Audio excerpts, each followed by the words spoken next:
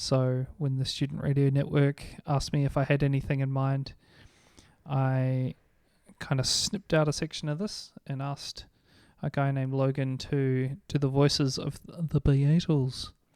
So this is all the lip sync stuff, and I used a bunch of grease pencil objects. This one of Ringo was scanned from my sketchbook using the Niji, what's it called? Niji GP? Niji GP add-on, which is definitely worth downloading if you're going to be doing 2D animation in Blender. And I scanned that and then colored him here. And if we look at the layers, this here is all the different mouth shapes that I ended up doing. And then I used a time offset modifier to animate them. So these are the voice, the different phonemes.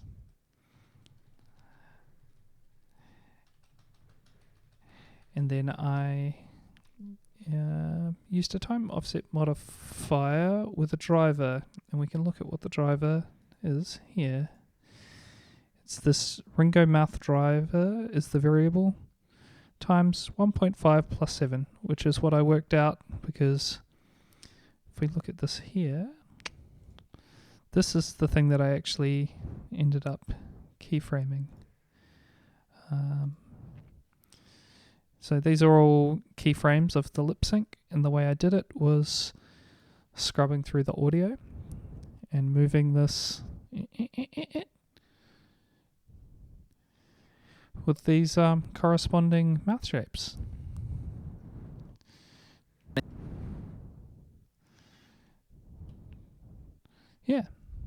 So basically that rig, and I actually appended that mouth with the driver and these mouth shapes from one of the first grease pencil blend files that I made.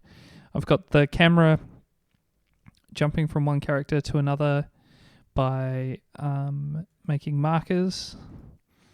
So adding markers and then binding the cameras to them. So I got a camera called Paul, a camera called Ringo, and a camera for myself. The way that I did the lip sync for this, if you've seen my Red Dead Redemption comic breakdown, you will recognize this graphic, but I added headphones and a microphone.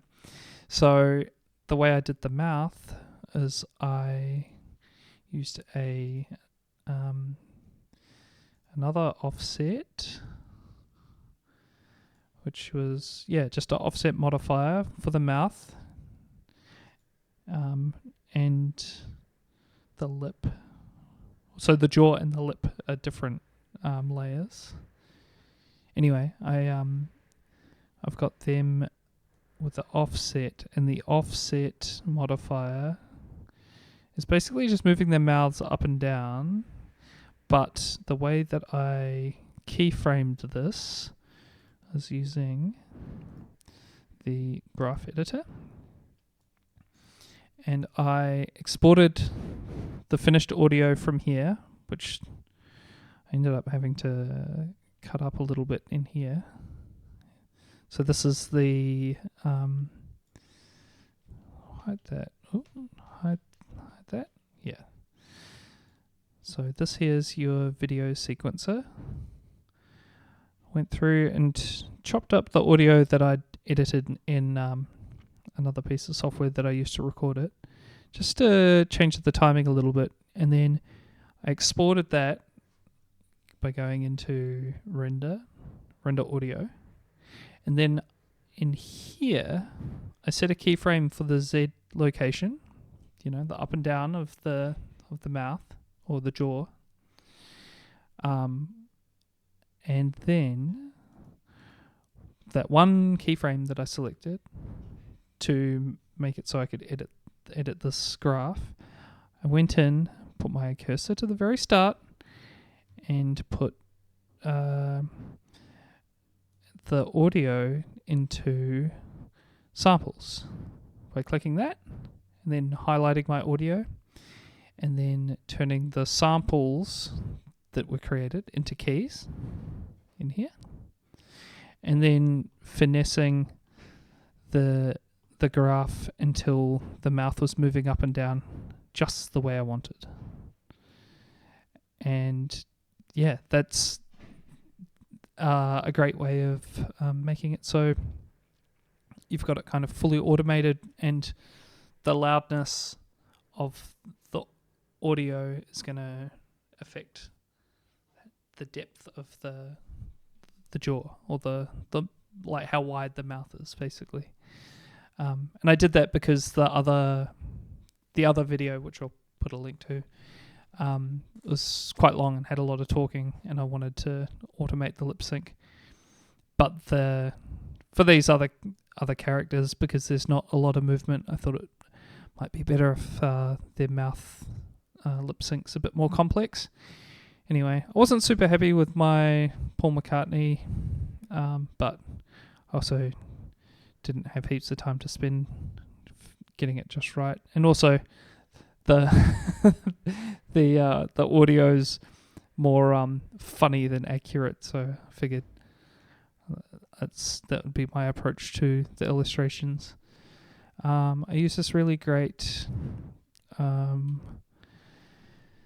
plugin that I use for all my grease pencil stuff called Draw Transform.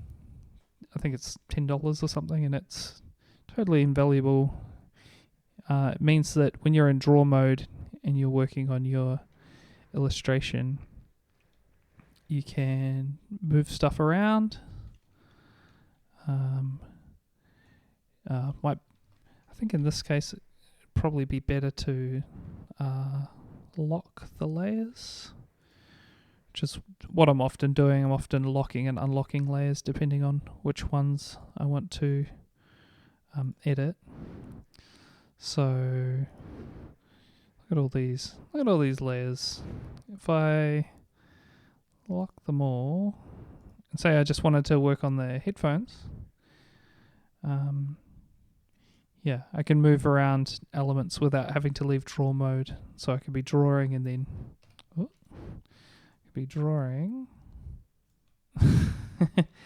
and then move it.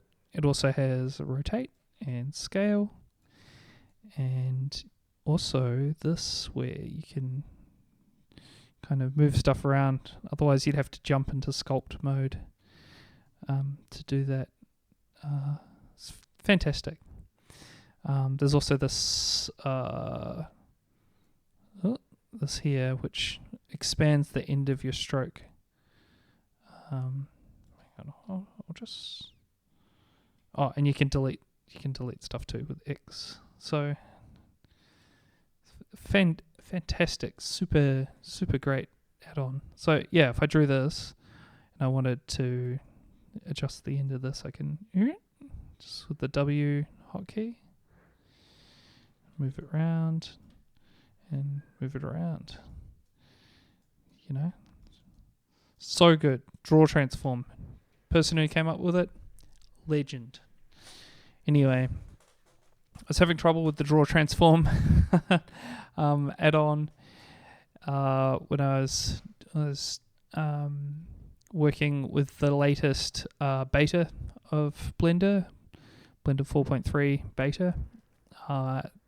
Something different about the grease pencil in that, so it was kind of annoying because as soon as I tried to append the animations that I was just showing you into the latest version, things started breaking. So whatever, I ended up locking in the lip sync, the animation just the way I wanted it, and then bringing it in as a single object. So it's an image sequence with an alpha. And then in order to don't look at that. This is me trying to figure out the way to get my image sequence to work nicely with the alpha without having to use a principled BSDF, because I didn't want the light to affect anything. And it's quite a straightforward setup, but once you know how to do it, that's that's the secret. secret sauce. And shout out to Simon Ward for showing me this, because it would have saved me a bit of extra mucking around. So you got a transparency, and then the alpha is affecting the way that that's mixed with that, and then straight into the material output. So that's my image sequence that was exported out of that old 4.2 version of Blender. And then I've added some 3D elements in this super buzzy world background texture. I was gonna just make the world material the super buzzy background texture, but it was affecting the colors of the models, and I figured it was just as easy to just put planes behind people. So this one here is made out of a noise texture plugged into a magic texture into a color ramp, and then I've keyframed the hue and saturation for each time the camera shifts between shots. So the pattern continues, but the hue changes. And the thing that's making it kind of phase like that is the W coordinate. The noise textures are a 4D, and then the W, the W coordinate I have given my new favorite driver expression, which is hash frame divided by 1,000. So it's being affected by the frame that you're on in the video, and the divided by 1,000 is so it slows it down a lot more. So if you look at this, it's going through the speed. So the the lyrics that they're guessing in this bit are about Ken and Barbie turning pink, being flipped over. So I went quite literal with these. Some insane vertex jitter. Let's just isolate these two for a moment. So another great plugin that I've been using for this uses basically a shrink wrap, and then the shrink wrap target is a grid that these two are inside that is affecting them, and the grid has array modifiers on it, but someone has nicely packaged it together as PSX Vertex Snap, which is fantastic add-on. For this, big inspiration was Jack, Coolpix animator, legend, big fan. Definitely check out his stuff. So he animates a lot using shape keys, which is something I haven't really mucked around with. And that's how I animated them turning. And the vertex jitter is actually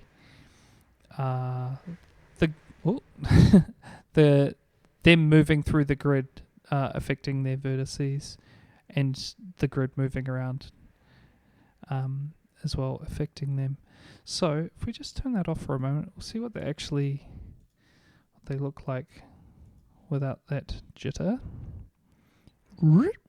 So it's shape keys making them flip very unnaturally and distortedly upside down. So if we take a look, see, shape keys, and I've used the vertex groups of the entire model, and I've just set keyframes for the evaluation time of it switching between the keyframes. Pretty straightforward. And for the actual texture that they're made out of, and the UV job that I did, let's just take a look. See, I'll switch into edit mode, and yeah, you can see that I've just taken a screen grab from someone's Flickr account, and then made this very, very basic geometry of Ken and Barbie. You know,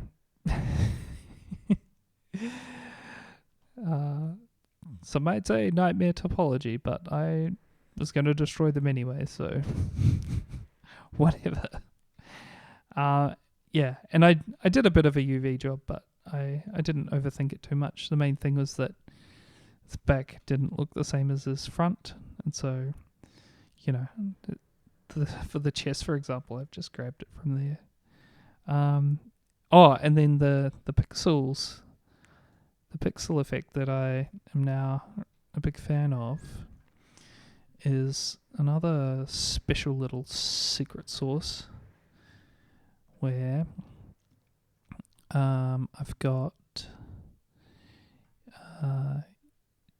your texture coordinate and your mapping node, which will just come up if you hit Control T and with your image texture highlighted if you've got Node Wrangler enabled. But then I've added a snap node, which I think is it's not just called snap, it's a vector, I think it's a vector math node, and I've switched it to snap. Yep. And then I've plugged the mapping node from my texture coordinate, which has the UV out, into the mapping node, which I haven't done anything with, and then plug that into the vector of your new snap node, and then a combine XYZ, and then a math node into that. So that is basically making your texture super pixely. So if we disable this, you can see what it looks like with the UV on, but without this crazy pixelation thing that I made. Yeah. But I wanted it to look budget. Yeah, and I used the same texture for both of them. So if I change that, it changes both of them. Yeah. What's Barbie look like from behind? Nightmarish. Seen that film Society? Highly recommend. Okay. What else? The car. So there was also a car and some tater tots. So I did the tater tots the same way with the crazy vertex snapping. That's the box that they're in there, and the object or the divide, combine, and then snap is how I made them nice and pixely. And that heart is a grease pencil object. Also an early thing that I made when I first started using Blender and I was testing things out. Nice to use it again. This was another thing I didn't end up using, although I stayed up quite late at night trying to get it just right. It was a zip, and I don't know. Yeah, it doesn't quite read as a zip, but I'll turn off this vertex snapping thing. So that's the geometry. It's pretty basic, pretty crappy, but it's a zip. And then I used this snapping thing plugged into a noise texture rather than a image texture into a color ramp, and that's my new favorite way of making procedural pixely stuff. And then I thought it needed a little bit of kind of shadow where things were hitting, so it's got a ambient occlusion into a mix, so you get a bit of that kind of ambient occlusion. Hang on, if I turn it off, you'll see you should be able to see the difference. Oops. Yeah, see that?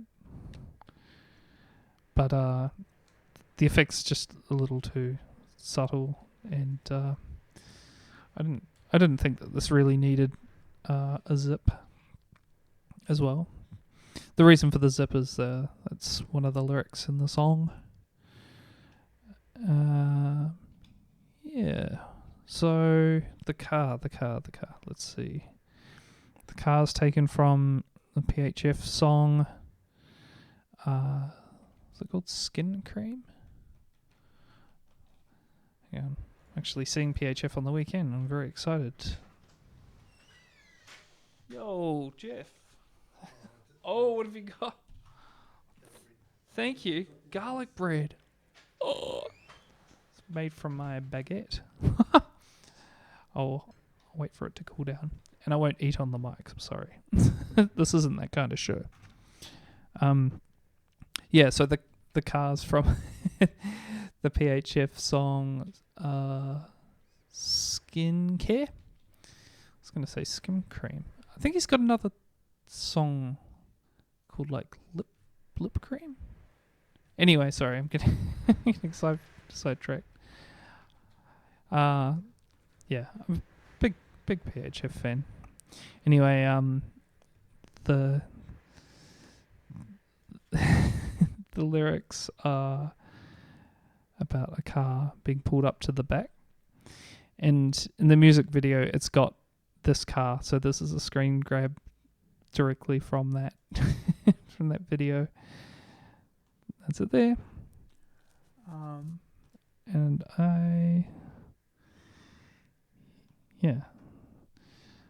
I've also got it so there's a mix node here, and it's going from one to the other when it changes into the question marks. There you go. So texture mapping into the snap, into these. Probably could have used just the one snapping node, but whatever. Yeah, and then I've adjusted the saturation a bit to make it a little more bright. And that shrink wrap vertex snap add-on modifier is what's when it hits the edge of it, that's what's making it do that. Oh, and I've also got it so it turns invisible too. So it's a nice fade. Oh, and this is another texture I made as well, actually. Yeah, so basically the same setup as the other one, only it's got a noise and a magic texture plugged into each other. Just been experimenting a lot with those and getting some really quite cool results, I think. And then Brett and Jermaine from last year's Student Radio Network Awards video I made.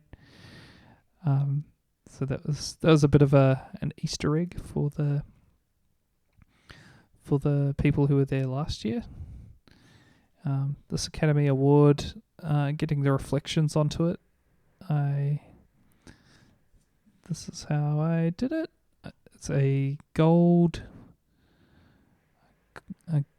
texture that someone else made that I added to, and then I had a reflection coordinate plugged into a HDRI, which is being scaled, multiplied with the gold color, and then into a couple of mix nodes into the tint. I don't know. I'm sure there's a much easier way of doing it, using the camera. Hang on, I saw the node before in one of the other node setups, but it wasn't actually being utilized. Which one was that? Oh, it was this one. Yeah, using the light path is camera array output, plugging that into something. I think that would be the way that I do it if I was to make that gold reflective thing again.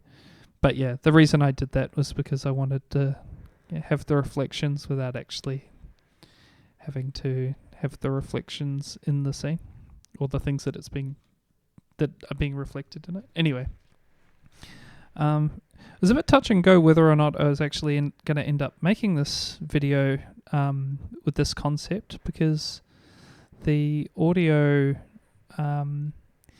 ended up coming in a little late than I was hoping.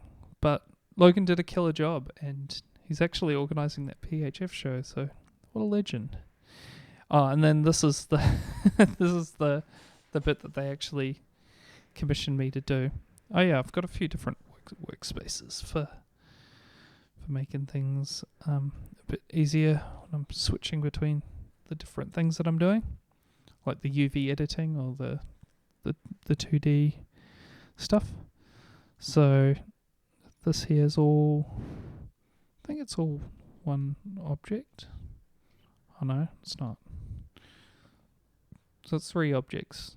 We've got this guy who I actually traced with the NijiGP plugin, and then finessed to make him look the way I wanted. Changed his mouth a little bit, added some more detail, and I think tweaked the colours a little bit. And then the same with this, which is the record. I also separated the car because I thought it would be a nice touch to have it drive in at the end. And then I hand drew this, the announcement of the winner. And I did it in the style of the album cover as well. So I hope Christophe El Trento is thrilled to see that when he receives his award. Yeah, like I was saying, I actually had a plan B, because I wasn't super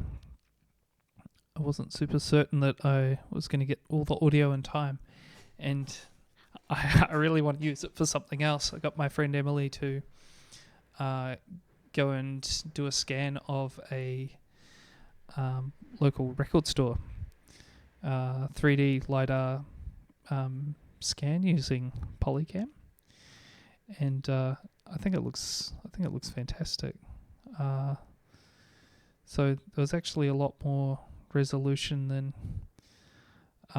this, but yeah, my plan was to have it like you're walking through the record store like you're playing Doom, and I was going to build a very basic UI with the stats at the bottom and the animation of a gun shooting at a bunch of sprites who represent the different albums that didn't win. And then at the end have Christophe El Trento come out and have his giraffe hat just, munch the narrator and have a KO. You lose. But I actually added hang on, if we zoom this out. Yeah, so that's the shop. She just went in and asked if she could do a scan for a project, and they were like, yeah, sure. So it's got that divide, combine, and snap series of nodes. So if I mute them, and then I've also bumped up the saturation again to make it a bit more bright. So this is what it actually looks like. That was the straight raw scan, and so much detail, and the warpy bits kind of lend themselves well to the concept, I think. But yeah, oh look, there's the New Zealand section there. Who's that a poster of? Is that George Harrison? Looks like George Harrison to me. He missed out, man. And yeah, definitely want to use this for something else in the future. Hopefully the crew at Ride on Supersound will do a scan of their shop, because I'd love to make an animation in there too. But yeah, how cool is that? That's something to look at for the future. And yeah, if you got any questions, just reach out. I'm always giving Blender lessons to people and keen to see what people make. Happy to share all my Blender knowledge, because that's how I learnt, just people being generous with theirs, so I want to pay it forward. And yeah, I hope that you got something out of this. Thanks for watching.